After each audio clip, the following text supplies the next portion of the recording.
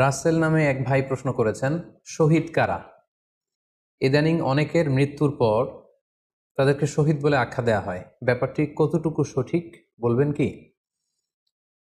প্রিয় ভাই, রাসেলের উত্তরে আমরা বলতে চাই যে এ পৃথিবীতে আল্লাহর দ্বীনকে বাস্তবায়ন করতে যে অথবা বিজয়ী করতে যে কাফেরদের বিরুদ্ধে সশস্ত্র সংগ্রামে যে মুমিন ব্যক্তি নিহত হয় তাকে শহীদ বলে।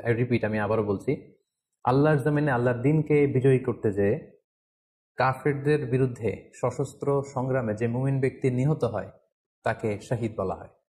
যারা আল্লাহ রাস্তায় জীবন দিয়ে নিহত হয়েছে তাদেরকে তোমরা মৃত বলো না, বরং তারা জীবিত।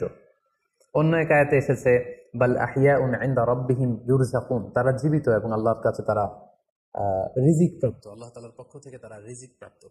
তাদের মর্যাদা আল্লাহ তাআলার কাছে এত বেশি যে তাদেরকে নিহত হওয়ার পরে কোনো জানাজার আগে গোসল দিতে হয় না, তাদের রক্তাক্ত দেহটাকেই সরাসরি জানাজার পরে দাফন করে দিতে হয়, কেননা সেই ঝরঝরে রক্ত নিয়ে তারা সেদিন কিয়ামতের দিবসে আল্লাহ তাআলার দরবারে তারা হাজির হয়ে যাবে।